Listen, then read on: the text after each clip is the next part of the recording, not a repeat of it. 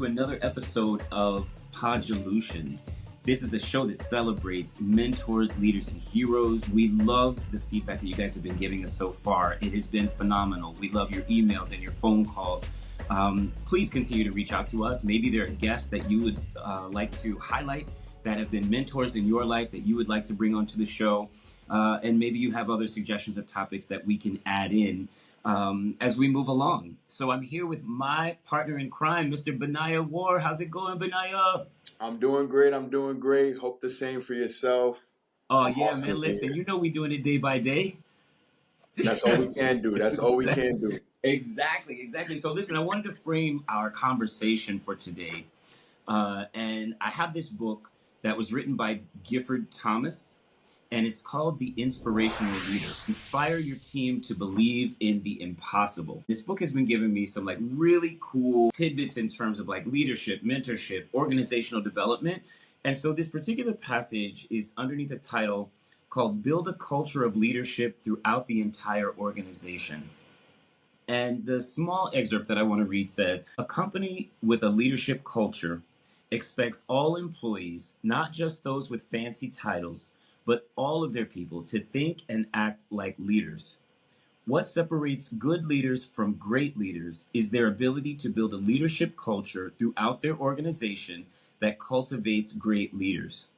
Bringing it all together, embracing a servant leader mindset at all levels of an organization can transform any organization's culture. What do you feel about a servant-led and service-minded organization, Benaiah? I mean, that speaks a lot to me. I feel like it's so important to have a service minded organization and a leader as well. It just represents humility, and it represents just doing things in a space where everyone has the right heart. Everyone is team minded. I know a lot of times when we're doing shows or we're doing anything with crew, we all have to be on the same page, and we all have to leave our egos at the door to put on something special. And knowing that it's bigger than you, knowing that it's going to, impact the community or impact other people, you have to put yourself out the equation, and it makes everything even better, right? Because everybody's trying to help each other, everybody's trying to serve each other, everybody is trying to uplift one another. And so with that being said, I think that is a great way to lead. That is a great way to even lead an organization, because ultimately it's not going to just benefit you, but it's going to benefit everybody else around you. I love that. I remember my first foray into nonprofit. I had a job starting out in the communications department, answering phones. And I felt like it was the best place that I could have been because, number one, when people don't see you as having a big title, they're a little more disarmed and they show more of who they really are. And I also felt like answering the phone and hearing the questions of the folks that were the recipients of our service really let me know what we weren't doing for the community. If people have a certain type of question and multiple people have similar questions, then there's a weak spot in what's going on.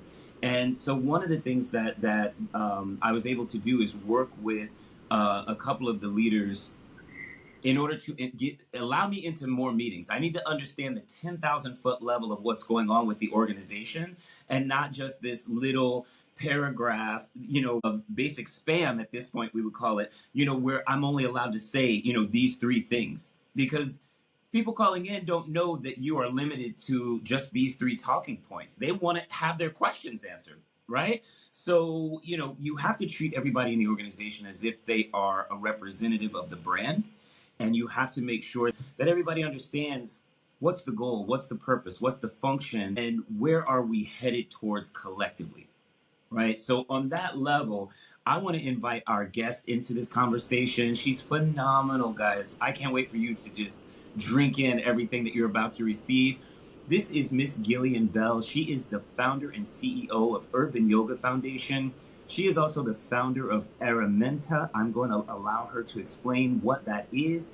Ghylian, welcome to Podulution. Oh, Podulution. What a name. That's a whole other podcast on how that came up, but I love it. Thank you, Benaiah, Timothy, for sharing space with me to communicate leadership, which to me is really stewardship. Like when I think of build a culture of leadership, I think we're talking about stewardship. I think we're talking about the idea that it's like when I started from the bottom, now I'm here. You know what I mean? It's like you have to know everything. It helps build compassion for each position in the organization when you start from the most granular space of culture. And urban yoga is a self-love to service brand model, and the self-love comes into like embodying like what you need to know about yourself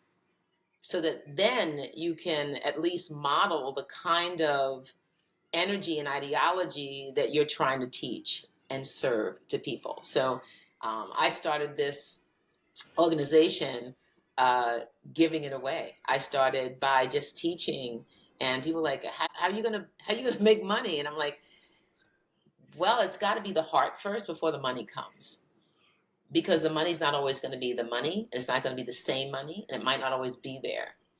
But when you're depleted, you're the one who needs that person who has the ability to share that space with you. So to learn that means to also give it once you learn it.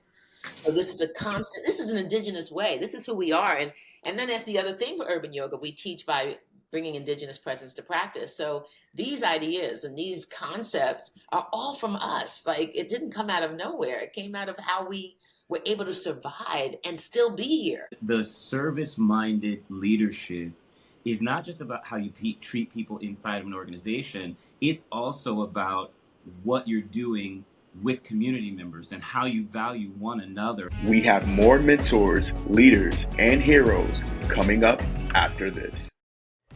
Hey, creative family. My name is Timothy Coleman, and I'm the Director of Education here at BronxNet. And I'm standing in BronxNet's Media and Technology Studios in the South Bronx because I want to let you know about an amazing program that we're bringing back that highlights the creativity of community members just like you. Emerging Media Makers is a show that introduces you to BronxNet's certified producers. They've taken a step in their creative journey by enrolling in BronxNet's media training classes. On this show, you'll get to see the many ways that our certified producers have created a space that's all their own. Emerging Media Makers, your passion lives here.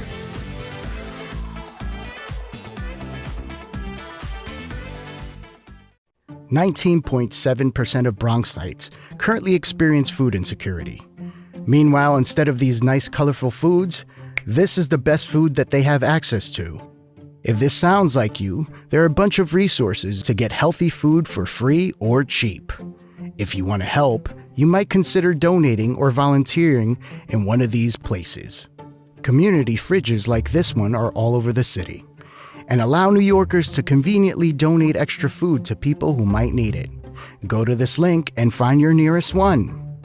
Food banks and pop-up events like these provide millions of healthy meals to families in need. These organizations are distributing meals to Bronxites as we speak and are always accepting donations and volunteers. Welcome to Podulution, a show that celebrates mentors, leaders, and heroes. Welcome back to Podulution. Ghylian, tell us a little bit more about your foundation and just some of the ideas that you try to put out into the world with what you're doing.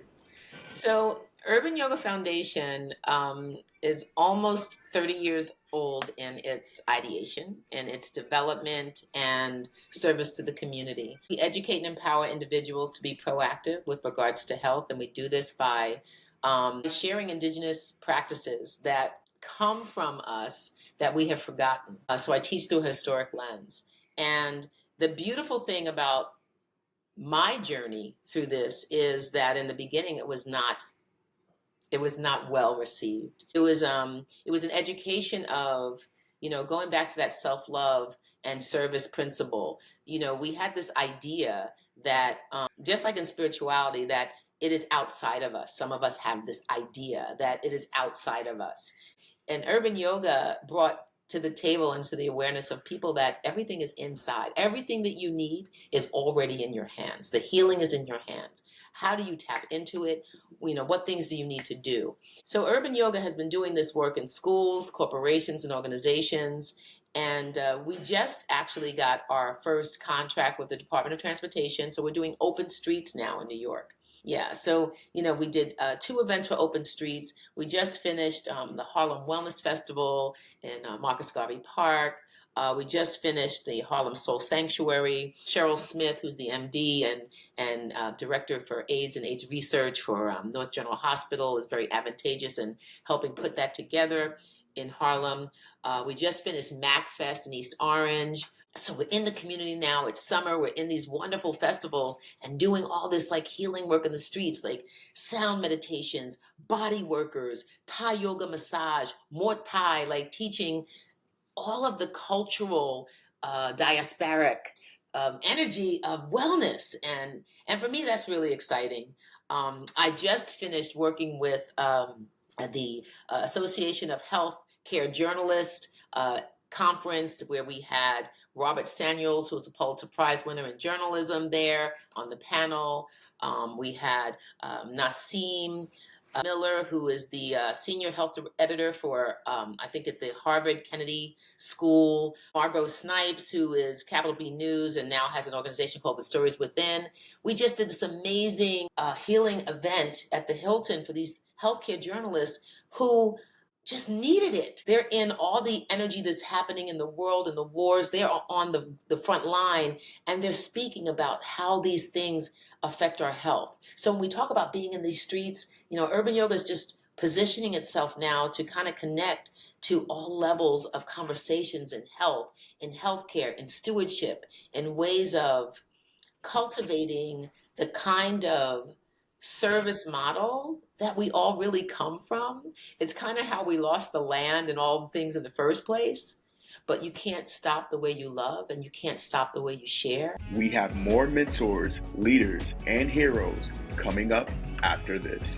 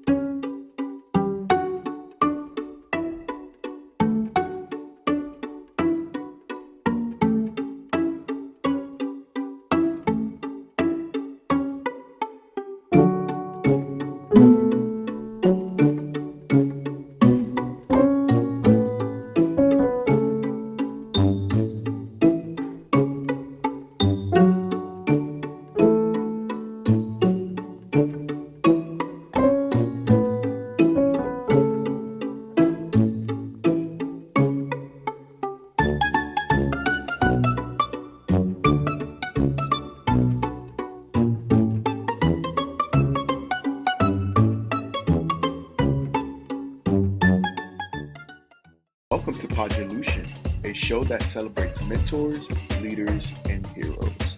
Welcome back to Podulution, everybody, a show that celebrates leaders, mentors, and heroes.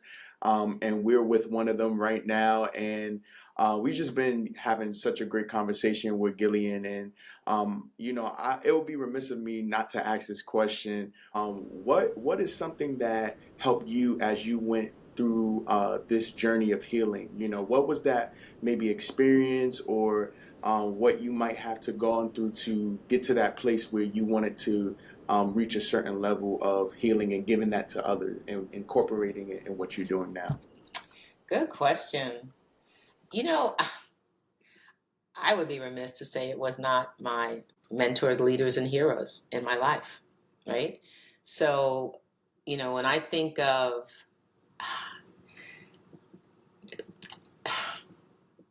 Indigenous families are some of the most important people that you can have in your life.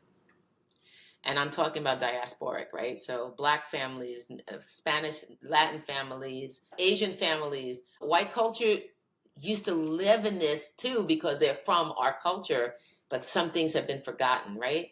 So when I think of the culture that I was raised in as a Black girl, right? But who has African ancestry in her blood, unknown to her, because I was raised as a Black girl in this country, and also the Native American indigenous side of me, Lumbee Indian, Blackfoot Indian, that's a part of my great grandfather, grandmother, that whole piece that is unknown to me because, you know, my great grandmother left the South, left Lumberton, Lumbee Indians. Lumbee Indians never signed any treaties. They're not a part of the Native coalition of what they have to protect Native people. They're not a part of the American coalition of what they have to protect. So we're out on our own. It made sense for me. It made sense for me because I was like, of course I'm Lumbee. I'm such a radical, right? I wouldn't sign any. Of course I'm not going to sign myself away. Lumbees define themselves. They would not let anybody define them because they were so mixed with so many tribes, you know, including African people of color, right? So you have this unknown part of you, but my grandmother and my family kept traditional things that became this this way of being. And she grew her own stuff in the backyard of our small little backyard, like she had acres of land, right? Knowing what her mother taught her when they lived in the rural lands of the lowlands of North Carolina, in the mountains of North Carolina. They left right before summer of 1919 to 1920, right? They left before that the killing of so many indigenous families during that time. My family left right before it happened. So what I saw growing up was family supporting family, was people growing food and sharing food, was my aunts, my uncles, my grandmother, my mother, my father, 3-family house, we all lived there. What I saw was people coming together, you know, my grandmother soaking roots and stuff in teas and making poultices and having her pantry full of canned goods. You know, even though my mother, her daughter, would succumb to the Western way of I'm going to the store and not the butcher, or I'm not going to grow my food because it takes a lot of time, but it's what connected us to the earth. And sometimes they say it skips a generation. I'm my grandmother's daughter. I remember her ways. I remember the ways of being and the importance of community. I remember the importance of service and when somebody wasn't well, making them food and bringing it to their house. I remember the care that happened for people who wanted to be cared for. So when I think of like what was inspiring me and why I'm doing the work that I'm doing, it was always in me. It was always a part of what I know us to be. This idea of pronouns, right? When I talk to young people about the pronouns and they say, you know, what's your pronoun? And I say, my pronoun is we and us, because I am you and you are me and we are one. And if we allow people to separate us from that idea of oneness, then we have forgotten who we are. Because I am the tree and the wind. I am the sun and the stars. I am everything that I put that energy in. So it is up to me to take care of that. And what does that look like? And for each of us, that's an individual thing. But for me, it was modeled from what I know my lineage is about. So when we all like go in that like computer mind of ours and do the rewind and see where we came from and what it took to get us here right now, we're humbled with deep gratitude in ways of trying to imitate. And this is a Sankofa moment, right? Taking from the past what works and bringing it forward into the future. Not just looking at the past and being like, well, it didn't really work. It doesn't work if there's nothing shifted. But if you don't engage in understanding it, you'll never understand what needs to be shifted. And for me, what needs to be shifted in this time is the idea that medical ideas are only for the doctor. You have to know your body. You have to know yourself. That's where self-love to service comes from. Because even if you sit in that doctor's office or that place, if you're not understanding what it is that you need to say to them in their practice of medicine, they can't even help you. That's absolutely true, because they are only, and first of all, I don't like the fact that they're all still practicing. But second of all, you have to know what to say. Otherwise, it's, if you forget any of the details of what you've been going through while you're talking to them, it alters their response and that prescription. Yes, it does. And it makes it seem like it's something else. So when you say, how did I get here? I got here because I saw the simple, meaningful, daily, mindful ways of people learning how to care for themselves. So it tells me that you learned basically leadership from other leaders, Yes. and you became a leader yourself, and now you're able to put that into practice now. And I love what you said about how it already was in you. Yes. Right? Like, and then it becomes one of those things that it's a domino effect, right? Whatever's already in you, it gets passed on to the next person and the next person and the next person. And so I guess we can also say that, with leadership, if led correctly, can lead to a trend of greater leadership, and can be able to impact people in spaces that you might not even be able to touch, but because you was able to generate that to someone else, they can be able to generate that to another. So, folks, look, we got to take one more quick break. When we come back, we're going to wrap up this phenomenal conversation with Ghylian Bell, founder and CEO of Urban Yoga Foundation, also founder of Araminta. And my good buddy Benaiah over here and myself will be back right after this. We have more mentors, leaders, and heroes coming up after this.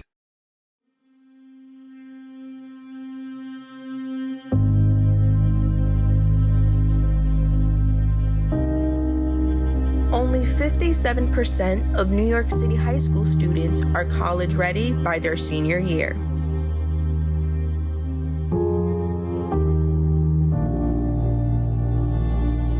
"55% of high school graduates either have no plans to attend college or are uncertain that they will ever attend.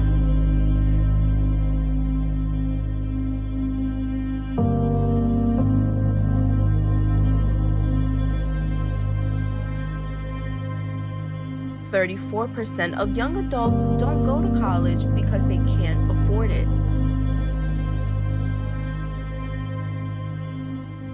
Discover what's possible. BronxNet's education programs, internships, and opportunities help engage and inspire Bronx youth and beyond to pursue their passions. Be a part of the BronxNet family. Whether you're interested in our shows, joining a class, or donating to support our mission, visit bronxnet.org to learn more.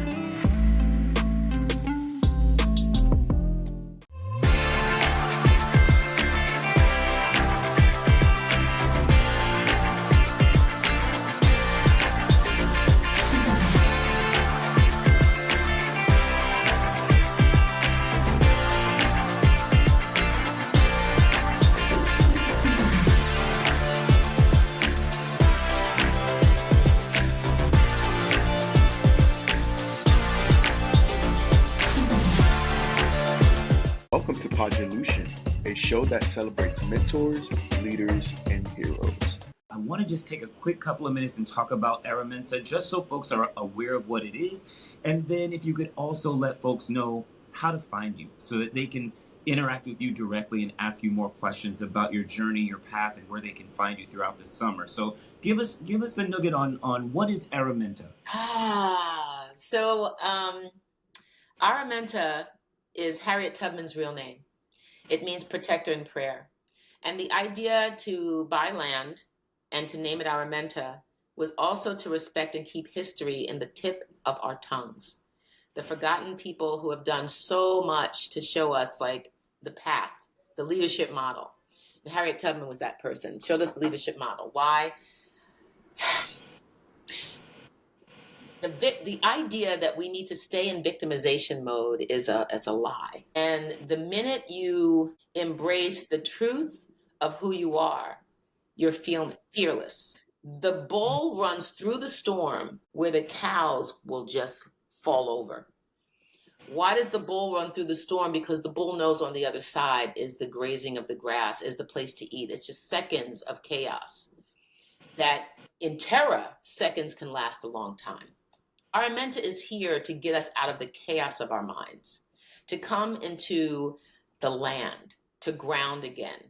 When I think of where we were so many years ago, when we did not eat good food, when we had to wake up at dawn and work all day in fields, right? Some of us, that was a part of our history. And how did those people live long lives? Because they were moving and breathing. They had their feet in the earth and their head in the sun. And we do not do any of the things that our ancestors have done. We eat the crappy food and we don't move.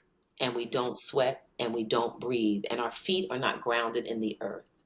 So I had this idea to create a space that people can grow food, have themselves planted in the earth, remember the practices of a time forgotten, and get back to this space of living as a community, and not as separate pods with their machines and their mechanical devices, holding them hostage in their homes. Technology is such an important thing, but it's also an important thing to use in the right way.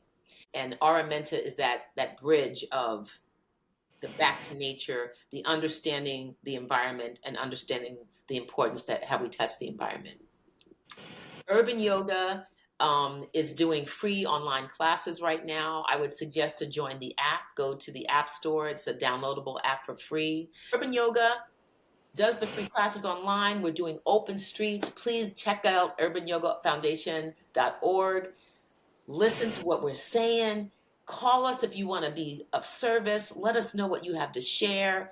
This is all I know, and I know this is what you know. Benaiah, I know this is what you know. Timothy, I know this is what you know. But in this Western culture, sometimes we forget who we are. Thank you so much for joining us on this episode of Podulution. It is a celebration of mentors, leaders, and heroes. You are all three of those things. We wish you well and continued success. To everybody watching, you can check out more of these episodes at bronxnet.tv. Check out urbanyogafoundation.org. My brother, Benaiah, thank you for another wonderful episode.